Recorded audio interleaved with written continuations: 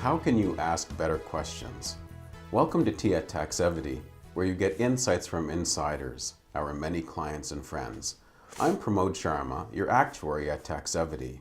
I help people who care about sustainable financial independence harness the power of life and health insurance.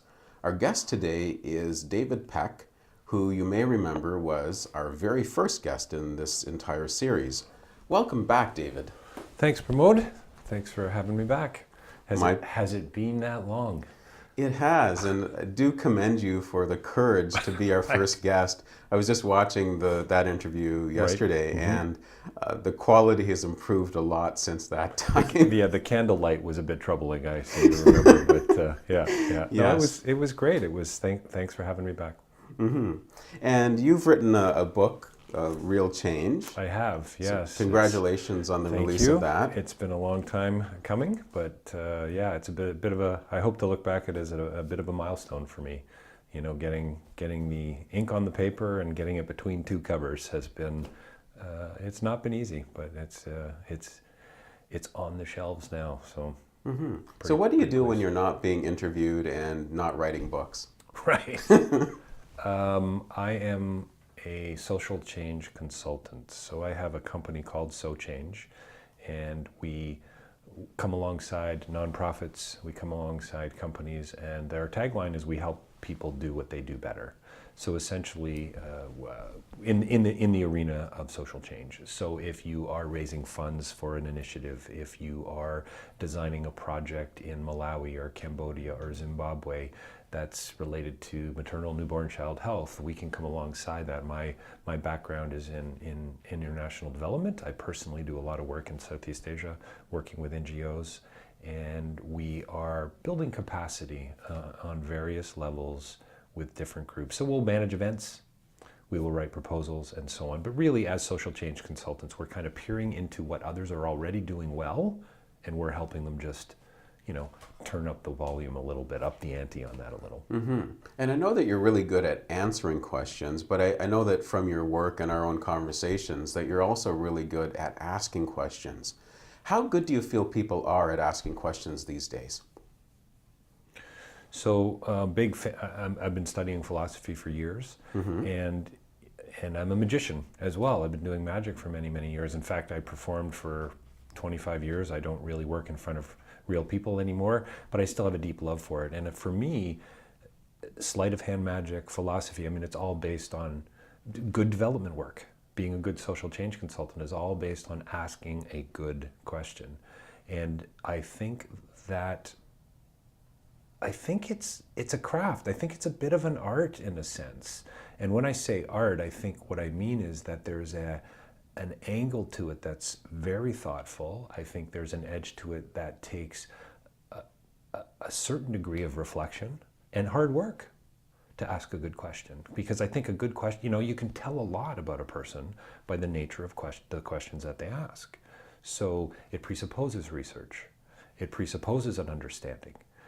I tell my students that I make a distinction between apprehension and comprehension. And for me, apprehension is a far better place to get to because it implies that you understand it in a way that a comprehensive understanding might not have attached to it. It puts you in a context in a way. So to comprehend something, 2 + 2 = 4. Mm-hmm. That's comprehension. Okay. But let's talk, so Einstein said that the statements of mathematics make no contact with reality. Okay. Right? And I think there's a lot of truth in that. What's actually, maybe mathematics is true in a particular way, but what's actually happening on the ground between you and I in the context of this interview? Does mathematics have anything to say about that? I don't think so. Right? So maybe it does. You're the actuary. I'm hoping that the walls won't fall down or electricity may have something to do with it and bending waves of light. That's right. Yes, it does. We're not thinking about mathematics at this moment. And so I think to answer your question though is I don't know that we're all that interested in asking great questions as much as we maybe used to be. Don't want to sound like a nostalgic old fart, but I think that we've let some of that go. We go to Wikipedia for our answers, and then we're done. Right? Oh, well, okay. I got it now. Why bother peeling back another layer or two when Pramod can tell me all the answers? And to some degree, we need those experts. Right. Okay. Sorry, that was a way long answer to a short question, but I think that's all. Pramod, sorry, here we go again to my audience as well. But we've been hypnotized by the soundbite. We're all about, give me the goods, David. What's the answer? I need to know to make that it's transactional, right? It's a form of reductionism that it sends shivers up my spine. Where's the relational component in the questions that we ask? Right, because if you look at Twitter, 140 characters, my goodness, you can't do anything there. Even with these interviews, I've talked to people who claim to be YouTube experts, and they say instead of having a 15-minute interview, what you should do is break it down into 3 or 5 clips. And that way you've got more content. But I'm thinking for a viewer, that's not fair, that you need to have context. Sure. And rather than, here's the answer to this particular question, let's hear the conversation. Pramod, what are you trying to do? Do you want 1 million hits, or do you actually want to affect some sort of systemic, long-term, substantive change? You know, if you want 1 million hits, well, then go 60 seconds or 45 or 15. But if maybe you want to go a little deeper, you want to ask some deeper questions, well, maybe you need 15 minutes. And even that, you know, hey, or 15 minutes on cosmology. Maybe right? It's a little deeper than 15 minutes, right? But I mean, I think to some degree, I think those YouTube experts, I would like to think, would say we're still trying to figure it out, right? Yes. Nobody really knows yet. So I think actually Twitter's a great tool. But yeah, you're not going to really say a whole lot in 140 characters. Yeah. Can you give us examples of ways that we can ask better questions? Yeah, and at the risk of sounding really sort of trite and clever, I think by asking better questions. So wait a second. The answer to asking better questions is by asking better questions. And okay. I think the way we do that is by reaching out. I mean, I think when you ask questions, you're taking risks. Oh, so, why would you say that? Well, you know, student in the class, do I put my hand up? Do I not put my hand up? I'm putting myself out there. My classmates are going to think I'm less than. Maybe my professor or instructor thinks I should know this already. If I ask this question, I'm now vulnerable, right? And then maybe you're transferring power, because if I ask you a question, then you're in charge. That's right. I'm in charge. And yet, and this is where I think I get back to this idea of, do we ask good questions? I mean, I think, you know, my kids, 6 and 9 years old, Victoria, Spencer, they ask brilliant questions. But I think at some point, and I've experienced it in my own life, and I think part of the reason I got into philosophy was for this reason, but I don't know if we stop asking really good questions, but we seem to lose that edge. So I remember my son once asking me, you know, watching water go down a drain, Dad, where does the water go? Well, I think that's a great question. Maybe he's going to be an engineer someday as a result of asking questions like that. I think that's wonderful. You know, this inquisitive spirit. Well, somewhere along the line, it seems to me, we lose that. And I think that to help us not lose that, we need to do it within a community. So to ask better questions, you got to be asking those questions within a community. What do you mean by that, though? Well, I would call this community. You know, oh, it can just be like a two relationship. people. Could be 2 people, could be 6, could be 10. Maybe it's your Rotary Club. Maybe it's your church group that you meet with. Maybe it's your Cub Scout leaders that you meet with on a monthly basis. People you trust. People you trust. People you respect. People you look to maybe for advice. And hopefully you try to level the playing field so that you don't have this power kind of I'm the professor, I know it all approach.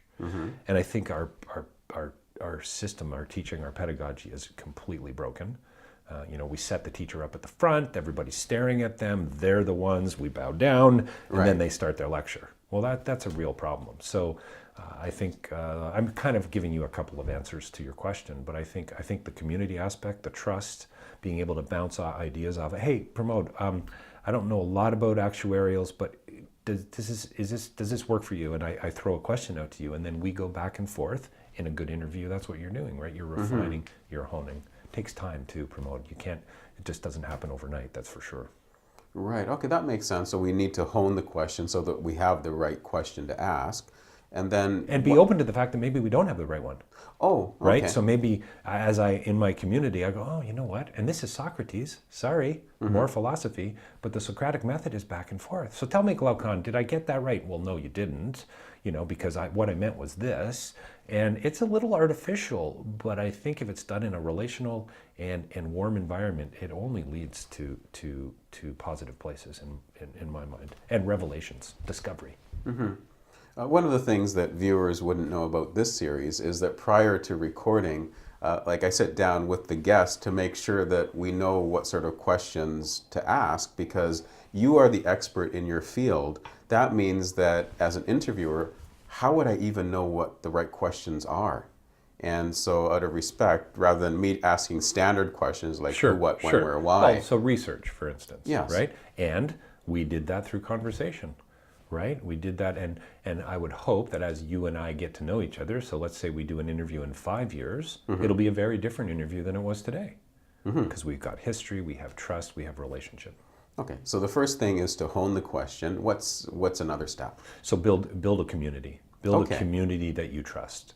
And that could be your wife, it could be your husband, it could be your kids, it could be a teacher, it could be coworkers, it could be a group of people. But I would say at least someone that you can commiserate with, that you can hang out with and have a meaningful dialogue about anything. Can you argue with this person and still have a game of pool with them later that night? Right? Okay. Could you invite them over for dinner? That's the kind of relationship or dynamic that you need. Any good leader, I think, puts people in place that they don't necessarily agree with. I don't think you surround yourself with people, they might be like-minded, but I hope they're going to challenge you from time to time and say, hang on a second, that's not right. And in turn, hone and develop better questions. Because I think it's more about the question than it is about the answer. Because embedded within a good question presupposes a certain amount of knowledge and understanding. Right, because there's a quote, I forget who said it, so I won't say it's Benjamin Franklin or Abraham Lincoln. Mark Twain, just always quote Mark Twain. If you don't know, just say, I think Mark Twain said. Something to the extent that, don't judge me by my answers, judge me by my questions. Right. Right. And that does make some sense. Well, I think it does. And I think the other thing is, the other point I would say is, hone community, and you got to take risks. You got to take risks, and you've got to be open to being wrong. And so if there's I think there's a certain amount of humility in asking a good question, but I also think there's a real strength. There's a real strength in it, but unfortunately I don't think we are practiced in that craft or that art, because I don't think our schools are set up that way. I don't believe our schools are set up to ask questions, at least the classes that I've been in. Yeah, it seems that the students are busy answering questions and not getting a chance to ask them. Looking for better marks, trying to get a job. This isn't about apprehension, this is about comprehension. Get me the number that's going to get me a job to get me more numbers. What about the importance of reading? Does that have any connection with asking questions? Yeah, totally. And I think I would say watching great film as well. I'm a liberal arts grad. I remember doing a talk at Royal Bank many years ago, and I said, any other liberal arts grads in the room? Nobody put up their head. Huge laugh, right? So I think we, and I get that. I get that. It's business, it's accounting, it's all the stuff that you've studied over the years. But don't forget about the liberal arts. Don't forget about the great film and about the great arts and about the plays and the theater and the music, and access those communities and see what you can draw from them. And just by immersing yourself, I think you will take things from them on a tacit level, on an implicit kind of level that you don't even know that you're taking. Okay, because I was trying to figure out how does reading and watching documentaries help, but yeah, I think you have a good point that when I watch documentaries or other things, I'm watching how they're doing things, right? Because that helps me ask questions too. Well, I think it does, and even if it's, I think I said to you in casual conversation before the camera went on, I can watch a good documentary about how a desk is made, if it's done well. And I think great documentary film, again, it's about community, it's about relationships, it's about drawing the right voices into the room. And when it's done well, it becomes engaging and substantive, and I hope it leads you to ask better questions. G.K. Chesterton said that there's no such thing as an uninteresting subject, only disinterested people. Okay. Beautiful quote, right? It's all about wonder. We're kind of circling back now. It's about that moment when you see somebody, a magician, vanish a coin. Whoa, wow, isn't that amazing? Well, how do we stay there a little longer? And I think that's what a great documentary film, the wonder of making a desk. Well, who really cares about making a desk? But there's all this history and skill and knowledge and culture involved. And isn't that wonderful? And what can that lead to? And I think that makes a banker, I think it's going to make them a better banker, right? And it's going to add in a variety of ways and on a level that we can't even really tell until we look back. Yeah, I was just thinking about what you were saying. We seem to live in a world of specialists where everyone is very narrow in what they're doing. And by watching documentaries and reading books, it's almost as if we're becoming generalists. Does that help in asking questions? Yeah, so I mean, I consider myself a bit of a generalist. I have certainly been criticized for that. David, what do you do actually? Well, I have a company, I do this, or, yeah, but don't you also do that? Well, yeah, I do. We manage events as well. And so, there's this sort of menu of things that So Change can do for you. But I think to extend the Chesterton quote, I mean, I don't know that there is an uninteresting subject for me. You could tell me about some hobby that you have after the cameras are turned off, and I'll go, wow, Pramod, tell me more. Like, wow, that's interesting. Train build, whatever it is, model building. I'm in, right? Because it's this whole world. And so I think, though, that that's a spirit that I've developed, I think, over time, the way I was raised, the books I've read, the movies I've seen. I think it's also partially being a philosopher and a magician. I think that's helped. But I think we undersell ourselves. I think we've been told that you gotta specialize. You have to be the PhD in this field, otherwise you're not going to succeed. And I don't know that that's actually true. I mean, can we use a poor analogy and look at Walmart or Canadian Tire or Apple for that matter? I mean, aren't all of these massive companies generalists? Big pharma companies, aren't they all general? DuPont? I mean, how many products does DuPont actually sell? They're into explosives, they're into glues, they're into chemicals and pharmaceuticals and you name it, right? So I think this idea that you have to do one thing well is a comfortable notion, but I'm not sure it's actually true. I really do think we have fenced ourselves in from a capacity perspective. So does it help you ask you better questions? I would say yeah, because I remember as a performer years ago, 25 years ago, working at a nightclub in Toronto called Harper's Dinner Theatre, and an electrician friend of mine who used to direct theatre came to see the show. And he said afterwards, enjoyed the show, and he said all the wonderful, nice things. And he said, you know what, David, you need to start reading biographies. Oh. What? I thought you were going to tell me that I needed to go, well, he did actually take some dance to open up. But I thought you were going to direct me. Ray Lawler was his name. I thought you were going to direct me. I thought you were going to talk about lighting or music or costumes. No, you need to read biographies. And what he was trying to say is I need to give off, I think, more of a sense of being a man of the world, being experienced, having apprehending versus comprehending. Right. Having a sense of the other, of other communities and so on, other ways of being. And I was pretty young, so I'd like to think he would see me on stage today and say, okay, I guess you did read a lot of biographies. I don't know if that helps Pramod, but I think it's about being open and inclusive rather than closed and exclusive. And I think that leads to better questions. Frankly, I think it leads to being a better human being, actually. I really do. Yeah, what you've done is you've planted questions in my head that'll make me think about them after we're done the interview, because you've given me a bunch of ideas. Well, I hope so, and I think that's what I want to do as a teacher as well. I teach at Humber College in the International Development Program, and 60, 70, 80 students every year, and I try to include them. When I do a development in another country, I usually open up by saying, I'm only here today to facilitate. I may look like I have all the answers, but you know what? We white, Western, rich, tall, balding guys don't. I'm here to learn as much as I can from you as well. And it's not a casual affirmation. I'm actually trying to be meaningful to say, you guys have a lot to add. And I think often we go the other way. And what I love about this, Pramod, is this whole conversation, as general as our conversation even here today on your show has been, it's deeply intertwined and connected. And I think we could go back and look at this and look for those connections, and we'd find them. A lot more specific than you think. Okay. What's your key message for the people watching today?